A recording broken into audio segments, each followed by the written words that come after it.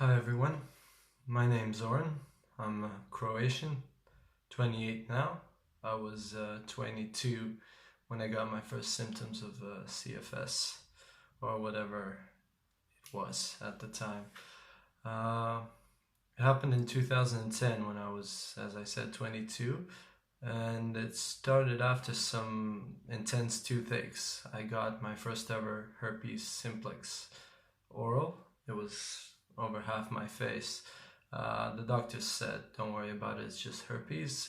But 2 weeks after that, I got intense migraines with complete auras. I couldn't see anything for a little longer than half an hour.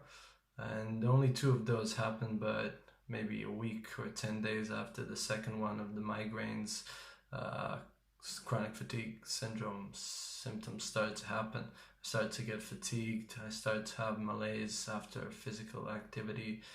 I noticed I was intolerant to alcohol. I had sleep disturbances. I always felt like I was inflamed, especially in my head. I had some sort of fog over my vision, especially to the left side.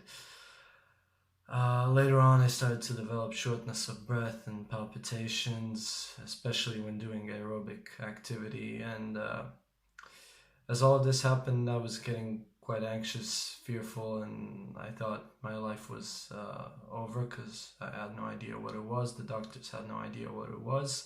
So I ended up at the psychiatrist who said, well, that's psychosomatic. All you need is some B vitamin and some antidepressants.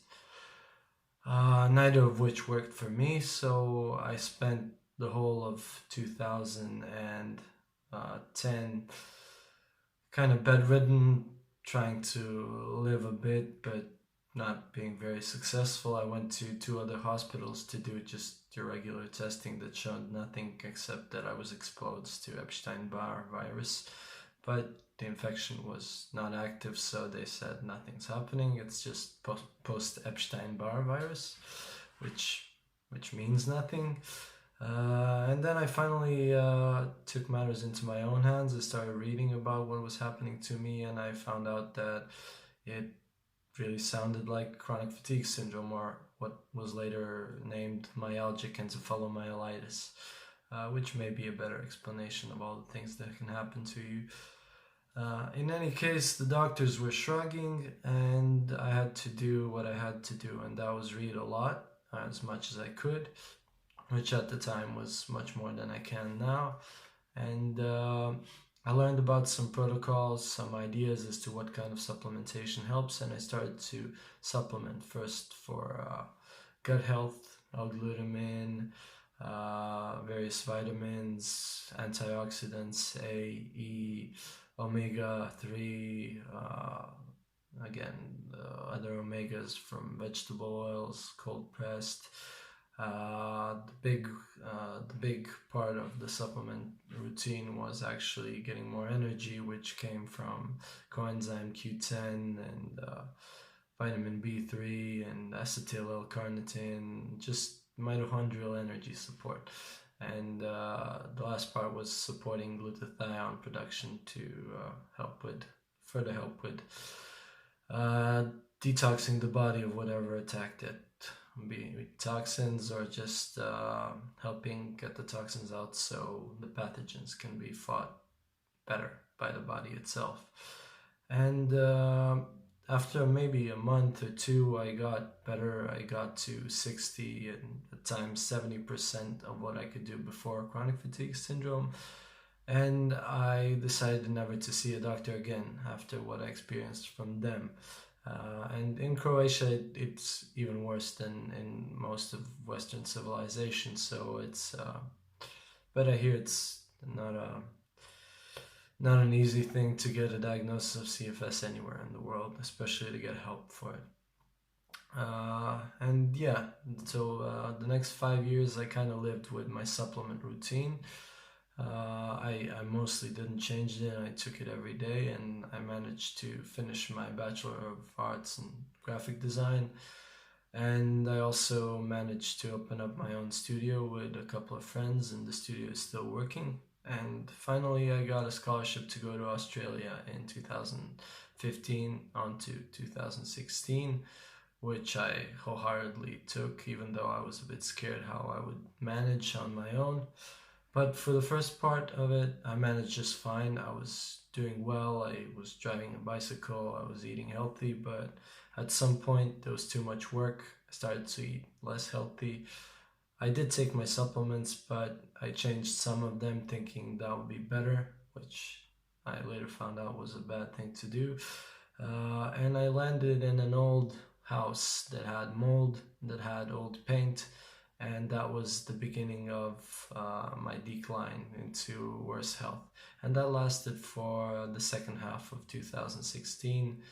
In November 2016, I came back from Australia feeling quite fatigued, having a lot of trouble with postural orthostatic hypotension and tachycardia.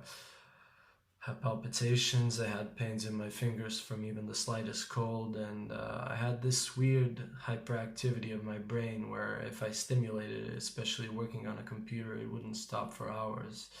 And at first I just thought all of that would stop. I'd come back home, I'd get some healthy food in myself, and after a few months everything would be fine. I'd be back to my 60-70% that I was okay with. But that's not what happened, and in January 2017, I crashed. I was working in front of a computer, and I felt a tremor through my right hand and arm. And after that, I felt a detaching from my head. A few days before that, I had a herpes attack and a toothache, just like I had back in 2011.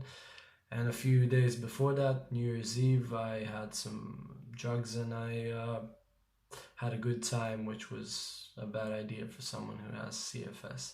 So it all kind of compounded itself together, I suppose, and I had the attack, which also created some sort of anxiety attack where I was shivering all night long. And 2 days after the attack, I started to develop pressure and pain in the back of my head where I felt the detachment. That's something that continues to this moment. I started to develop an inability to excite myself or stimulate my brain. In the next 2 weeks from that attack, my ability to use a computer went down from, I guess, 6-7 hours to maybe 20 minutes, and then in the next few months I came down to almost nothing at all. And the same thing started to happen with my interactions with people.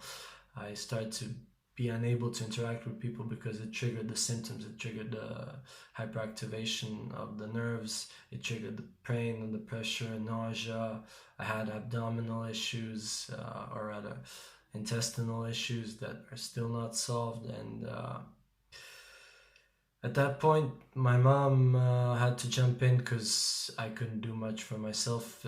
Humongous fatigue also started that was much stronger than back in 2011, and she kind of carried me through the first few months.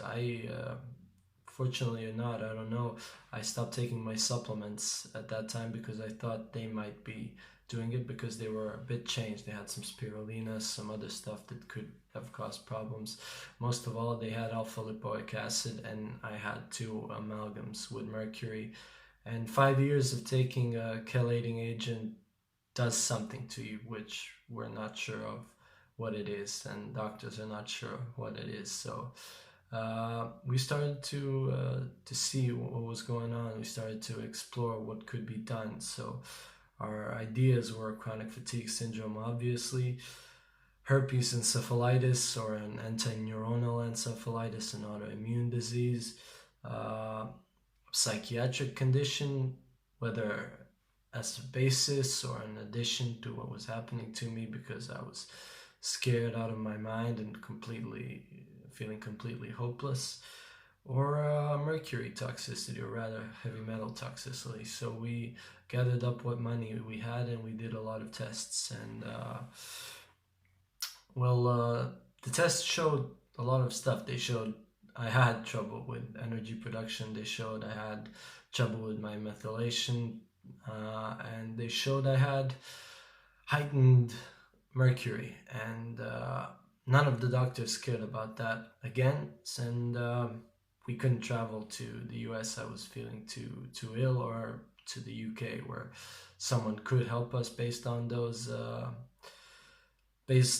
test results. So we stayed here, and we ended up at the psychiatrists again, where they gave me antipsychotics, which were really bad idea. Took all of my energy and made me even more depressed, to the point where I was ready to kill myself. So I just stopped taking them and started to battle on my own again. I added some of the supplements, especially coenzyme Q10 and acetyl L-carnitine helped a lot. They gave back a lot of my energy, and I added a bunch of antioxidants for the suspicion of mercury, which also helped.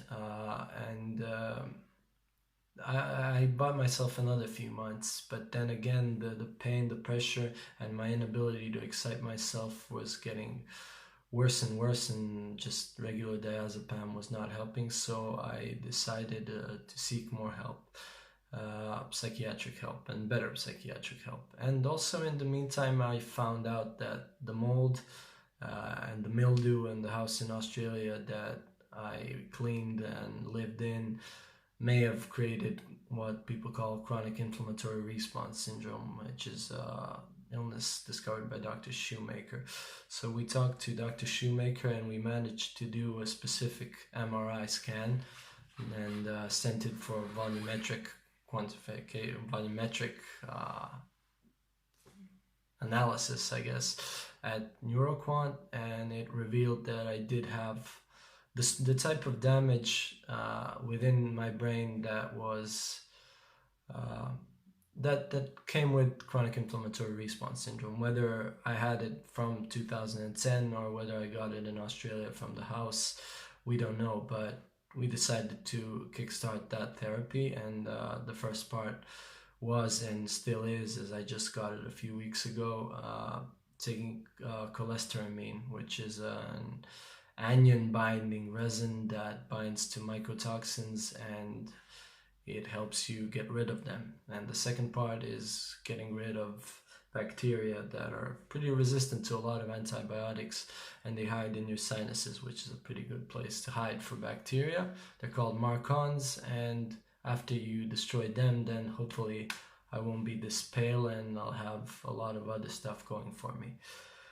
But nonetheless, that wouldn't be helpful enough without the psychiatric help.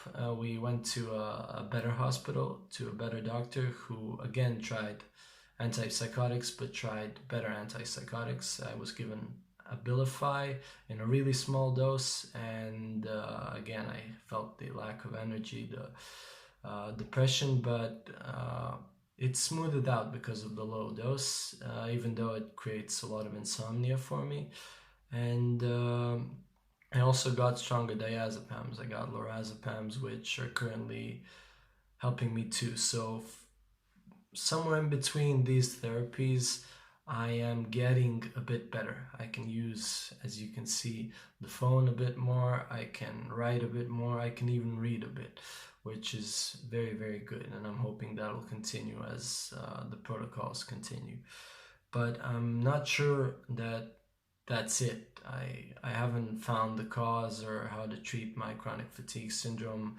I haven't managed to gain back my ability to excite myself and rather stimulate myself in a way that I'm used to, and that helps me channel my mental energies. And I have no idea if I have mercury toxicity, so my battle still continues. I'm still hoping to find someone locally who can help me out and guide me through the process of diagnosing what's left to diagnose and treating all of what I have. And I'm also trying to find someone outside of Croatia who can run through all my tests and see stuff that we've missed. And I'm sure there are a lot of them. And thanks for listening. This is the first video I'm making for the channel, and I hope to continue making videos that may be tips and hacks and ideas that I developed through my years with chronic fatigue syndrome that may help others with their illnesses, whether they're chronic fatigue syndrome or other illnesses masquerading as chronic fatigue syndrome, or the other way around. Well, depends on what you think about it. Thanks a lot. Bye.